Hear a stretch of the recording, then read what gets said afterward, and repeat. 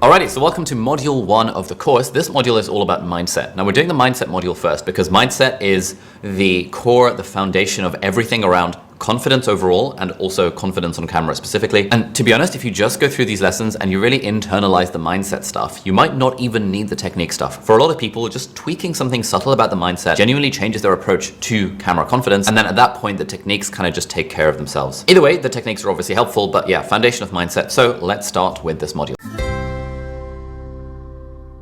Alrighty, so really when it comes to the mindset stuff, the main thing we want to keep in mind is that we actually want to channel our personality. Now, people often think that they need to change their personality to talk on camera, that like if you're the sort of person who is not the sort of person who speaks on camera, that you have to change something radical, you have to be more of yourself, or you have to be big, or you have to have this booming presenter, announcer type voice. People do all sorts of really weird things when it comes to talking on camera, but really the key mindset shift is that being confident on camera is about channeling your own personality. It's about keeping it real with your audience. It's just about making subtle tweaks to that personality, but not changing it wholesale. Now, this is all tied up in this thing called imposter syndrome, which you've probably come across. The idea that like, I shouldn't really be here. You know, imposter syndrome, like what the hell do I know about camera confidence? Why am I the one sitting here on camera talking to you? If you're making a YouTube video and you're trying to educate someone about a topic, imposter syndrome is you thinking, I'm not an expert. I don't have an advanced degree in this topic. How can I possibly make a video about it? If you're doing a business presentation and you feel like you're out of your depth, imposter syndrome is like, oh my God, like someone's gonna find me out. They're gonna think that like I'm not the one who should be doing this presentation. It's gonna suck, it's gonna be awful. And if we have imposter syndrome running in our backgrounds, in a way, we use a change in personality often as a mask. It's like, it's not the real me who's talking to you on camera. It's like this persona of me. And we think kind of subconsciously, sometimes consciously, that this persona of ourselves that's talking on camera, that this is the thing that people want to see. We think that people want to see a big flamboyant presentation, but none of that is true. Really, true confidence, appearing on camera, being confident on camera is all about channeling your personality. And one way of doing that I find helpful is to identify and analyze for yourself, what are your own how would you describe your own personality and your own tone and your own voice? And then ask some friends, how would they describe your personality and your tone and your voice? For example, for me, people might use the word, I don't know, thoughtful or considered or not particularly high energy, or even kind of boring at times. I mean, obviously other than like charismatic and handsome and like incredible, but it's really that one word, that word thoughtful, which is what I try and lean into when it comes to essentially amplifying that aspect of my personality when it comes to speaking on camera and appearing confident in that sense. So try and figure out what would that word be for you? What is the one word that really describes the way that you talk to people? And then that word is probably, or that word or two or three of those words are probably the thing you want to lean into in terms of channeling your own personality on camera. So that's one way of doing it, by kind of finding these random words and sort of figuring out how to channel them. But the other way of doing it, which we're going to talk much more about later in the course, is basically watching lots of other people who are confident on camera. So YouTubers are a great example, celebrities, actors and stuff. And then just sort of figuring out like, who is the sort of person whose personality I personally vibe with? Who can I see myself as? Like, for example, if you're like me and you're kind of a bit of a nerd and your whole vibe is kind of attempting to be thoughtful and sophisticated, I don't really vibe with like big, elaborate, charismatic personalities. People like, I don't know, Mr. Beast on YouTube, for example. We just hit 100 million subscribers, and from the bottom of my heart, thank you everyone that subscribed. And to celebrate, I bought this ginormous private island, and I'm giving it to one of you in this video. Like, that's just not my style. This is like very high energy, you know, he's like 23 years old or something. It's just not my vibe to be that high charisma on camera. Similarly, here's a clip of my friend Olier. So I've been using the M1 iPad Pro for a few days now. Wanted to give you my review, share my thoughts, and share things that are quite interesting about it. Let's get into it. Now, if I compare myself to Olier, like Olier is probably slightly lower energy than I am. I'm like probably a little bit more animated, a bit more energized than Olier is. His is even more like low-key, sophisticated, thoughtful than I am. But the fact that I recognize that, like my sort of pitching my personality somewhere in between these two sort of extremes means that I'm sort of in the middle, but more towards the Olier end of the spectrum than the Mr. Beast end of the spectrum. So yeah, this is a strategy that we're going to return to throughout the course, like basically looking at other YouTubers and celebrities and actors and actresses and stuff, analyzing them and basically figuring out which of these vibes do I personally vibe with, and we can use that as a rough indicator to be like, oh, okay, cool. This is sort of my, I'm channeling my personality. I'm just maybe potentially making it a little bit bigger, ramping it up just a little bit so that, it translates to the camera. So that's point number one that I want you to keep in mind. When you're speaking on camera, really try your best to channel your personality. Don't shy away from your personality. You want to be the authentic you, whatever that means to you. And then just use these techniques and these other mindset shifts, just tweak that very slightly, and then you will be confident on camera, hopefully in very little time at all. So thank you for watching, and I will see you in the next lesson. All right, so we've talked about the importance of actually channeling your personality and being the authentic you. The next part of that is actually to try and avoid or replace the profound negative self-talk that all of us have in our heads whenever we're trying to do something new, like speaking on stage or public speaking or speaking on a camera or singing in public or anything like that. We have to try and combat the negative self-talk. Now, really, when it comes to negative self-talk, there's kind of two main things that people tend to worry about. Also, I found through my own experiences with camera confidence and through my experience teaching over 2,000 students on our part-time YouTuber Academy. And those two things are number one, voice, and number two, looks. We are worried about how we sound on camera, and we are worried about how we look on camera. Now, the voice thing, there's a few different factors here. The first one is that if you've ever heard back a recording of your voice, you will feel that, oh my God, this sounds really, really, really weird. It does not sound like me. But if you play that voice recording back to a friend, the friend will say, no, it does sound like you. So what's going on there? Basically, it's this idea of the way that our voice sounds to us inside our own head is different to the way that our voice sounds to other people. It's kind of like if you were sitting inside a guitar, then playing the guitar would sound different to you inside the guitar than outside the guitar because of the way sound works and stuff. And for that, it's easy to be like, oh my God, I sound really bad. People are going to think I'm weird. But no, genuinely, this is how your friends think you actually sound. And you're going to find that super weird to begin with. But over time, for me, it took about a month of editing videos most days to get used to the sound of my voice on recording, and now I don't even bat an eyelid when a video of mine is playing in the background or something like that. The other thing to keep in mind is that different microphones and webcams and phones, they all distort our voice in different ways as well. So the representation of our voice on a microphone is never really going to be exactly what it sounds like to ourselves or to other people. And on top of that, there is this idea that's actually research backed that when we listen to voices on recording, especially our own voice on recording, we pick up the extra linguistic cues. And these extra linguistic cues are things that we detect in a recording of our voice that we wouldn't think about or detect when we're just speaking normally. And those are things that oh my God, I sound really anxious, I sound really sad or angry or irritable or distressed or whatever words we might want to use. And in day-to-day life, even if you are angry or sad or tired or whatever, you're just unlikely to register that. But when we hear our voice back in recording or on camera, we think, oh my God, there's all these things that are wrong with my voice. And we don't realize that actually those things are always in our voice. And I find this to be quite a comforting thought, to be honest. It's this idea that, oh, my voice is just always, quote, imperfect and no one cares. Probably in your life, none of your friends or family have ever commented on your voice before. Because it's just part of you. It's who you are. It's just your voice.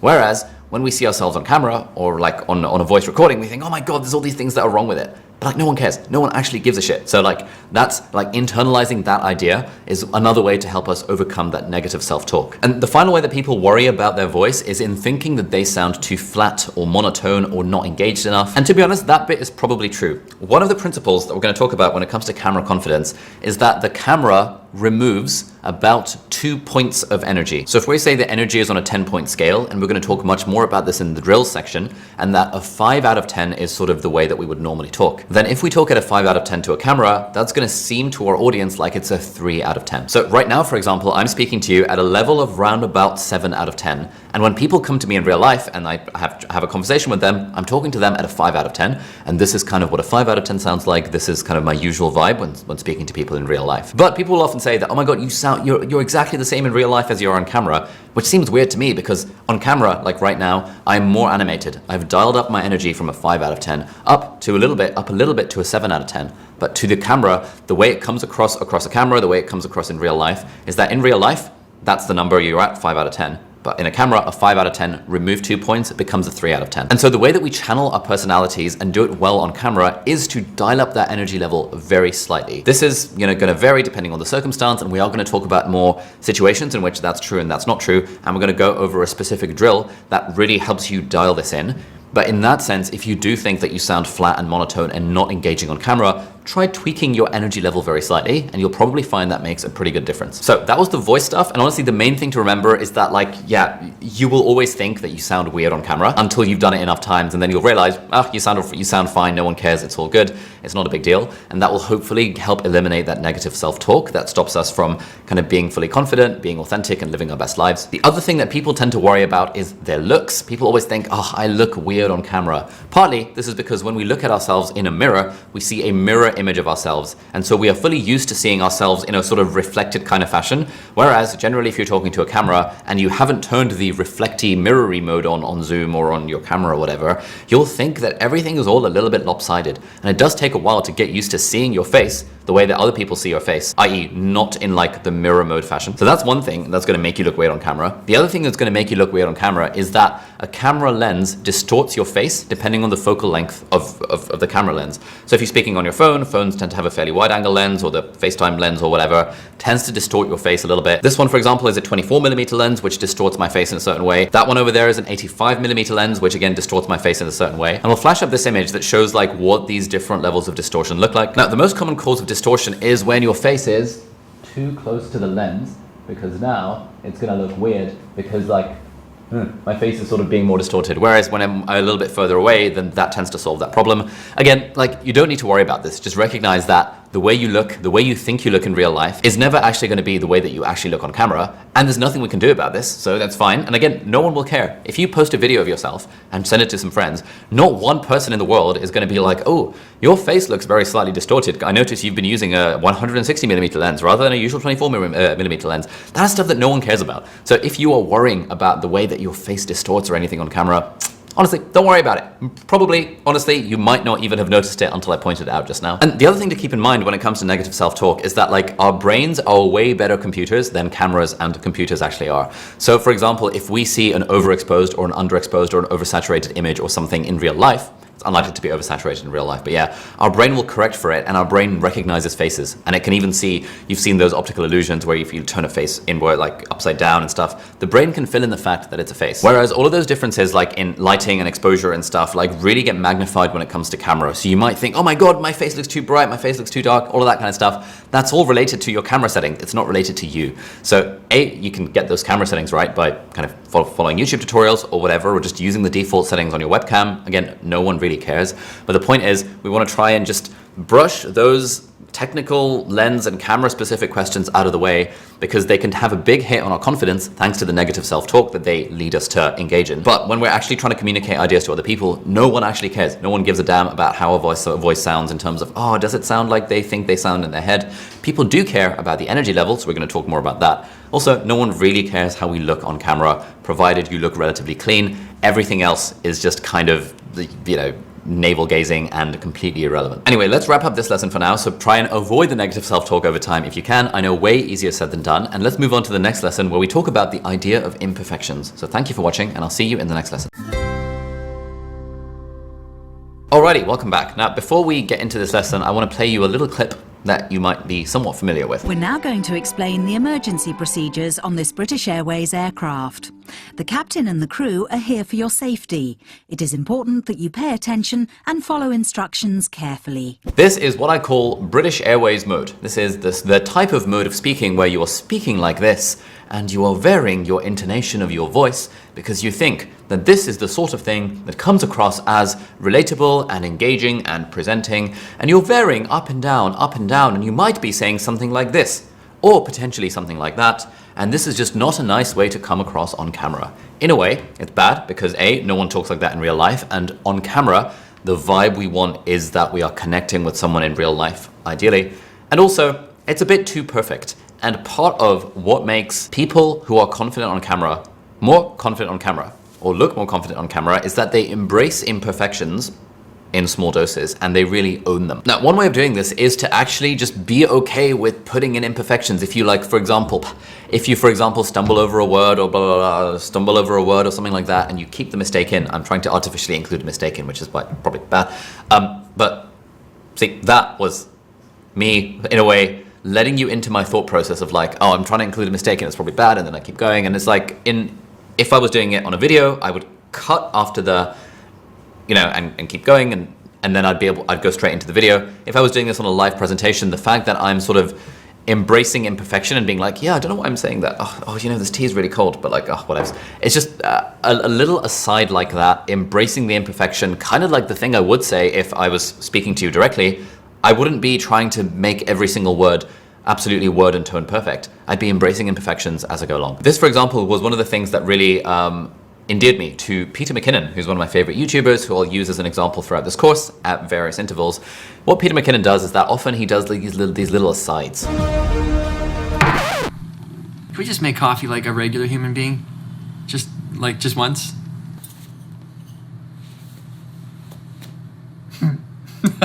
Where it's nice and blurry and you got that beautiful bokeh in the background. Bokeh or bouquet?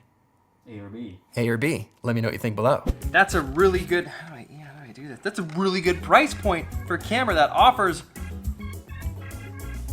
all of those things. Oh. So you might be thinking, Pete, like, why does that matter? Like, this stuff is great. This stuff shows that there is a human behind that. It's like embracing imperfection. He could absolutely cut all those things out, but it would just make it a less engaging video. And so in a way, like this, you know, the British Airways announcement, except the comedy version that they did for Comic Relief, that one aside, airport and airplane safety announcements, they are trying too hard to be perfect, which is kind of what they have to do because it serves the medium there. But you don't want to be in that mode of operation when you're trying to be confident on camera. You want to embrace imperfection.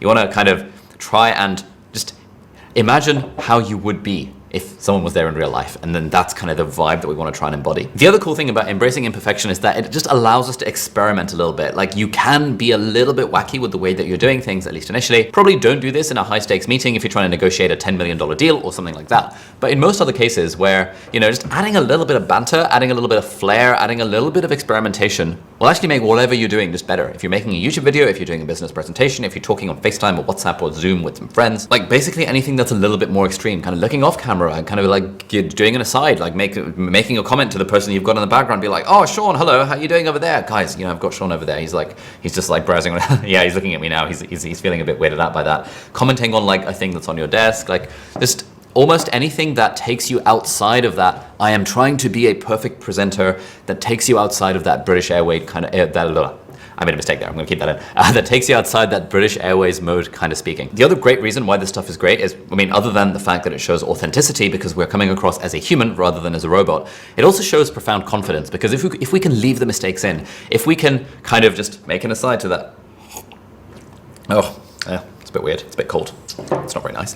Something like that, just as we're doing it on camera, I mean, it's somewhat an artificial environment here, so that might not quite be your cup of tea, lol. Doing stuff like that actually demonstrates to your audience that you are a lot more confident than you necessarily feel because you're owning that vulnerability and you're embracing that authenticity and you're embracing those imperfections. And I can basically guarantee anyone watching you do that on camera will find it endearing or will think, oh, wow, that's impressive. Like if you imagine a business meeting or a business presentation, usually they're pretty boring and dry. But if you can inject a little bit of humor, a little bit of something real, break through the shroud of bullshit that like, you know, embodies the business and the corporate world, just keep it real in a little bit of an interesting way, embrace the imperfections, it generally makes you a lot more confident on camera. So the reason this is in the mindset section rather than in the technique section is because the mindset here is that I'm not trying to be perfect. In fact, being imperfect, being my authentic imperfect self, because we are all imperfect, because we are all human, except me, I'm kidding. Embracing that imperfection is like actually a good thing, so we don't need to worry about it. And there are so many people I've coached on YouTube stuff who worry about the imperfections. Oh, but like my voice has all these quirks with it. Oh, but like I sometimes can't get my words out. And yes, if you're a bumbling, stumbling wreck and you can't get any words out and it's like affecting the quality of your message, then you can choose to cut some of those out if it's edited or work on the presentation if it's live. But like try and keep a few things in there here and there. Final thing I want to say on this front is that there is a concept in the world of magic, I used to be a magician back in the day, which is called the too perfect theory.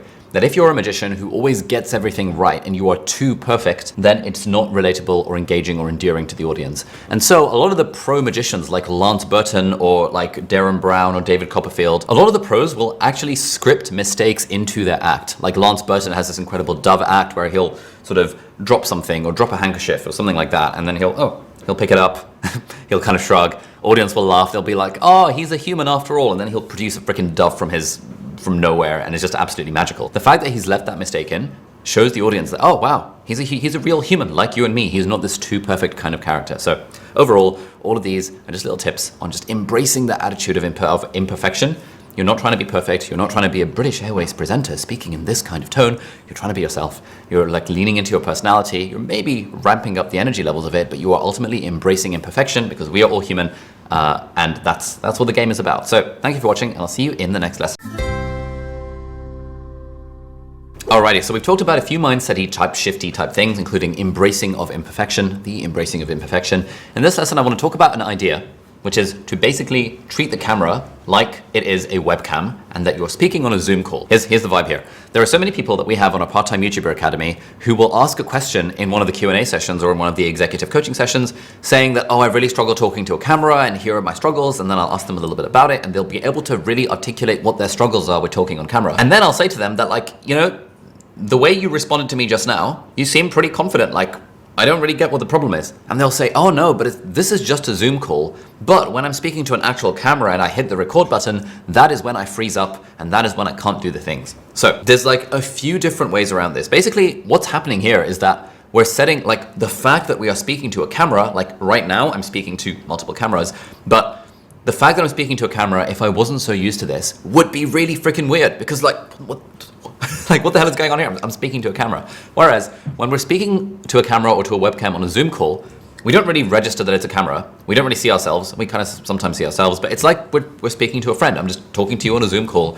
And most people don't like completely clam up in confidence when they're just having a Zoom call with a friend. But they do if they had to give a speech or speak to a camera. Even if no one is ever going to see that, there's something about talking to a camera that feels really weird. And so one of the mindset points that we really want to try and incorporate is essentially imagining that there is someone else on the other end of the Zoom call. Now, there's a few different ways of thinking about this. Number one is sort of treating the camera like your friend. So the way that I'm speaking to the camera right now is, and I'll talk about this later on in the course as well, it's as if I'm doing a sort of mini presentation to a small group of medical students who are just a few years younger than I am. This is an audience I'm very familiar with, and it's an audience that I know will broadly be enraptured by the stuff that I'm saying. I don't even know if enraptured is the right word. I think it might be. Either way, that was another example of keeping a mistake in. Like, I used a word, and instead of redoing the line and thinking, let me look up that word, make sure that word is right, I actually just used the word and said, I don't even know if that's the right word, but that's fine. That's another thing of like embracing imperfection. The too perfect theory. I don't want you guys to think I'm too perfect. But that's a vibe where you just literally imagine the camera as being a physical human being and you try and embody that as much as possible. The other way of doing it is by, just doing that thing, imagining like there's someone else on the end of a Zoom call and you're talking to them as you would be talking on a Zoom call. Now, you can just try and fake this mindset wise, but if you're really struggling to talk to a camera, the other thing you can do is you can just connect it up to an actual Zoom call and get an actual friend on the end of it to like ask you questions and stuff. And now when you're speaking to the camera, you're genuinely speaking to the friend on the end of the Zoom call. This is something that a friend of mine was starting out on YouTube and she was struggling to talk to the camera for like a Q&A video. And I was like, you know what? Don't worry about it. Just like set the camera up and we'll have your webcam on the side and I'll be the one asking you the questions. So now I was asking her questions over the webcam and she was just sort of replying to the camera as if the camera was me. That's one way of doing it. If we'd had an HDMI cable that could make the camera into an actual webcam, then it would have been even better because now she's literally just answering the questions, talking to the camera, but genuinely speaking to me through the end of the Zoom call. So that's another way of doing it. It's a little bit of faff because it requires you to actually have a friend. But the third way of practicing this sort of thing is just like sending video messages to friends. So opening up like the camera app on your phone and just recording a video message and then sending it to someone via WhatsApp, or just opening up WhatsApp and sending the message to them through WhatsApp directly. So here is what this might look like, for example. Yo, Angus, just doing a little video message to you for this course thing. Just wanted to say hi. Keep up the great work, you're doing well, and hope you had a great weekend. It's like doing stuff like that. People like getting video messages. It's unusual to get a video message from someone. So if you want to wish someone happy birthday, open up your phone, front-facing camera, send them a video message. And if you get in your reps by sending video messages to friends, it makes speaking to the camera a lot less of a difficult thing in your mind. So basically all these strategies, all these tactics are just focused around getting us out of our own head, out of the mind space, the mindset that like speaking to the camera is a weird thing, and just thinking of it as either I'm just speaking to a friend or I'm just speaking to a webcam and this is all hunky-dory, life is all good. Thank you for watching and I will see you in the next lesson. Bye-bye.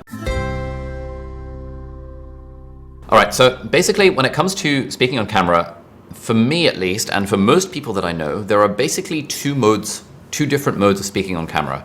There is number one, the confident presenter, and there is number two, the casual coffee chit chat. Here are some examples of type 1, the confident presenter. Right, so as you guys know, I'm a huge fan of multiple streams of income. Especially in this last year, a lot of people have noticed that if you're reliant on your job as your only source of income, and you lose that job for whatever reason, a global pandemic or anything else, then that's quite an unsafe and unsatisfying position to be in overall. And here are some examples of the casual coffee chat. Right, so I have been agonizing about this for many, many months, but I think I'm finally at the point where I can comfortably admit to myself and to you guys that I'm going to be leaving medicine for good. Now, basically the difference between these two models of speaking is that the confident presenter is like that thing I described in the previous lesson, where for me, it's like I'm imagining I'm speaking to a classroom of maybe like 4 or 5 people, 4 or 5 medical students who are a little bit younger than me, who are enraptured by all the things that I'm saying. They really want to be there and they really want to hear me speak. The other one is more like a casual coffee chat. That's where I've literally got you, the camera just right over here, sitting across a coffee table from me. We're having a cup of tea or coffee. And I'm kind of talking to you like I would to a friend. And if I was kind of going a little bit deeper, being a little bit more intimate, dialing down the energy level slightly, and just sort of speaking in the way that I would if this were a chat over coffee, just with probably a little bit more intonation than I normally would in real life, because I do tend to mumble a bit and speak quite fast in real life. Now, crucially, what you'll notice is that I'm giving a keynote at a conference is not one of these modes. It is very unusual to speak to the camera as if you're giving a keynote at a conference. It would be weird, just kind of weird.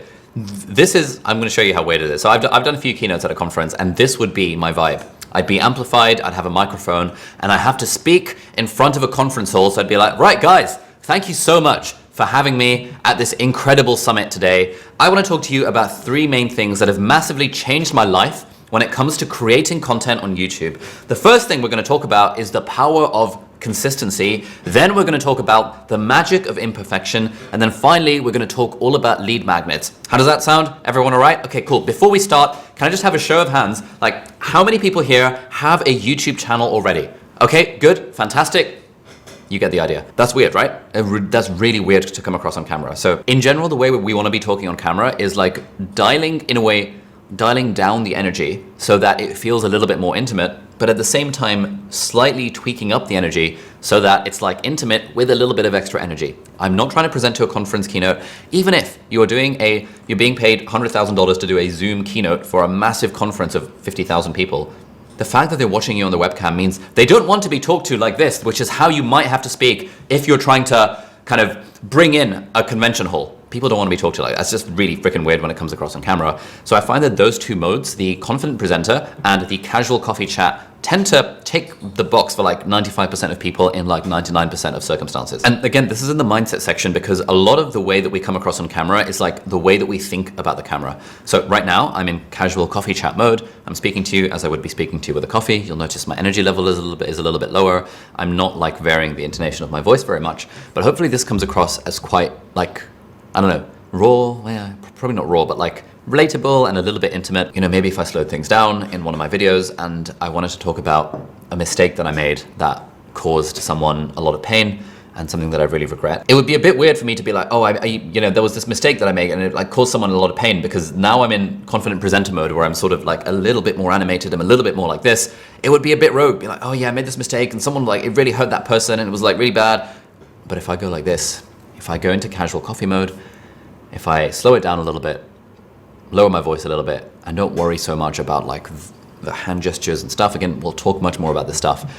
It does come across as more intimate and relatable. And whatever you're doing, if you're making a video, if you're doing a Zoom presentation, if you're doing a podcast, you can actually switch between these modes. Just by default, depending on the kind of vibe, are you being called on to be an expert speaker? But also within your presentation, within your video, you can kind of dial up the intensity of these. You can sort of switch between these 2 different modes. So sometimes you're speaking to the camera as if you're having a coffee with someone and it's kind of intimate. And at other times, you're speaking to the camera as if you're doing a little bit of a group presentation, but still, it's a small group of people. It's not an enormous group of people. So that's sort of the 2 different modes of thinking about the way you want to talk to the camera. For most people, I don't know, actually, to be honest, I'd say it's probably 50-50. If you're, for example, making YouTube videos or doing presentations where you are an authority, then by all means, go into presenter mode, which is sort of like this. But if you want to do videos where you're like, you know what, guys, I just wanted to talk to you today about something or other that's been on my mind recently. Then you're a bit more in coffee chat kind of vibes. Cool, so those were the two different modes of speaking on camera. Try and play around with them, see what fits your vibe. Your version of presenting to groups of 4 or 5 people might be different to my version of presenting of groups of 4 to 5 people. Your version of coffee chat might be different to mine. It doesn't matter. Either way, I think that those two modes get us more in the right mindset than thinking we have to be presenting at a conference or being a thespian on stage or whatever else people do that makes them come across as really weird on camera. Anyway, that brings us to the end of this mindset module. In the next module, we're going to be talking about technique. So we're going to be putting the mindsets, putting them aside, and putting them into practice through techniques for being more confident on camera. So thank you for watching, and I will see you in the next module.